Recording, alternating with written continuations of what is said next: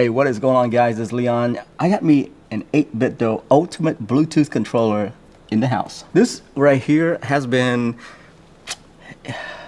in my wish list for a while. I just couldn't justify the price for this thing because the PlayStation 5 controller is so good. The ergonomic on that, and I just love the feel of it. As you can see right here, this one I have has a Razer dock with it, and it just looks fantastic on the desk. And so it really completes my whole like gaming setup when it comes to, you know, playing controller games on mobile, on PC, on PlayStation 5.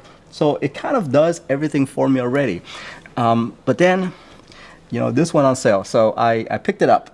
And so that's what we're doing today. We're gonna unbox this thing and take a look at it, see how cool it is. Obviously, if you guys are looking at this, you already know that it looks pretty darn cool. There are some extra features on it that, you know, the PlayStation 5 doesn't have. Like, you can customize some of these things on the app. So I'm gonna be playing with that as well. So yeah, let's get into it. By the way, this is the Bluetooth controller. If you're looking at Amazon listing, you're probably as confused as I was with the two controllers. You're probably wondering why one is more expensive than the other. So yeah, this is the Bluetooth version. That's the reason why it's a little bit more expensive than the other ones. If you don't need Bluetooth, you probably want to grab that one. But for me, my use case is going to be playing games on mobile. That's the reason why. That's cool that they included this right here. That looks good, right? Now, right off the bat, I just want to point out that ergonomically, it feels like actually like the Switch. It's a little beefier in the palm, but the material feels like the Xbox controller actually. All right, let's see what else is in the box here. Obviously, you're getting this because of this beautiful dock right here for the controller. It has the 3 pins underneath it, and I'm assuming that it goes with these right here. I hear a snap and it stays in there. It does slide right in there, by the way, versus something like the PlayStation controller with the Razer dock. Sometimes it would just sit on top of it, so I have to kind of wiggle it to get it in. But I mean, that's minor details, but you get the point. In the front here, it does say 8Bitdo. And since this controller is made for the Switch, it's got the 4 indicator, just like the Pro controller. See the trigger button. The trigger button feels like the PlayStation controller. It has a little squishy to it. And it's not loud. I like that. Yeah, it has more of a PlayStation feel to it. Because if you look at the Xbox is a little bit skinnier here. This wraps around your finger a little bit better. So obviously the other special thing about this controller is the extra buttons. So let's talk about it from a Switch player standpoint, right? So if you get a Pro controller, and these are about the same price, right? If you get a Pro controller,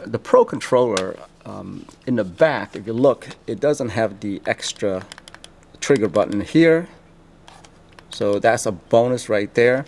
There are some extras to this, like Turbo, which, you know, it's kind of important if you play Super Smash, that kind of stuff. So yeah, I mean, it's from a functional standpoint, it's probably better value than buying a Pro controller. But if you have a Pro controller, you know the Pro controller feels really, really good. Really good. I mean, it's the best controller on the Switch, in my opinion. If you wanted me to compare this to the Switch controller, so the joystick, listen to this. Now listen to the Switch.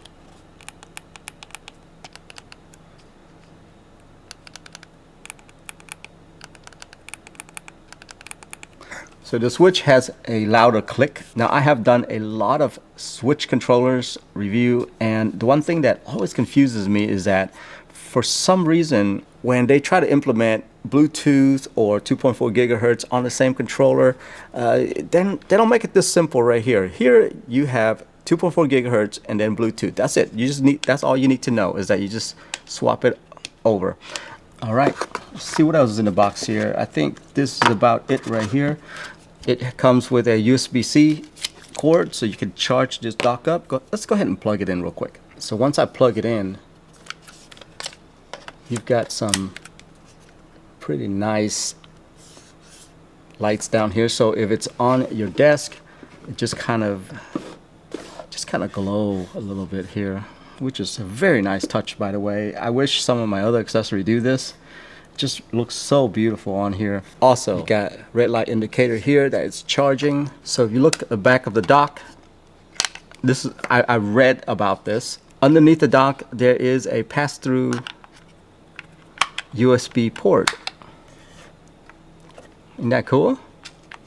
So let's say if you were to plug this wire into your, let's say, PC, you're pretty much plugging this USB dongle into the PC. That's what you're doing. It's a beautiful controller. It looks beautiful, especially if you got the white one and you have a white theme. All right, gang, so I've downloaded the controller app right here. As soon as I take it off the dock, I don't even have to press anything, and it recognizes the controller. I press that button and check this out. It says you want to use on the switch or on the window. Let's go ahead and use on the switch real quick. So now it's walking me through some things here. Button mapping, or do I want more settings? Let's look at what button mapping means here. So on the front, you can actually customize all of these buttons. Very, very nice. Okay. So every one of these buttons up here you can customize. I'm going to leave that alone because I really don't know the button layout yet. So I'm going to see if it'll work with the switch well. Okay. But back here, this is where the extra button is, right? So there's P1 and P2. I don't know what those do yet. Maybe I'll use it as a turbo button of some sort. Just to mention one thing here, if I were to press this, it tells me which button I'm pressing. Oh wow, so you can actually test out your trigger here to see how sensitive it is and adjust the sensitivity. So you guys don't know how to sync this thing up to the switch after you've done all your setting. You just press this little star button right here. And then on the switch, what you do is you would go into controller and then you go change grip order. Yeah, don't do find controller or pair new controller. That's for the Joy-Con. But here, if you press this, you can now, oh, my controller turns off.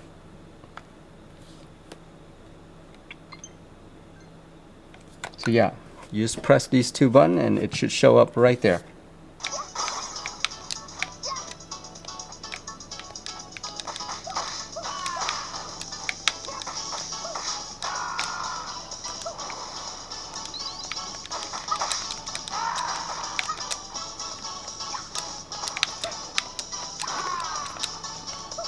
It is responsive. Yep. It's very responsive here.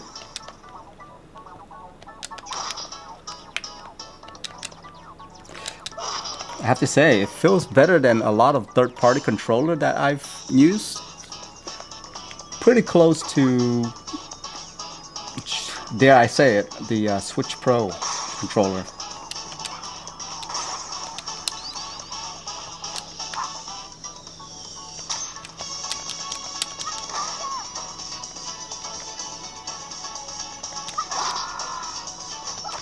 You know, I wish that Street of Rage 4 would let me go into the ramen shop, like River City Ransom, if you guys have played some of those.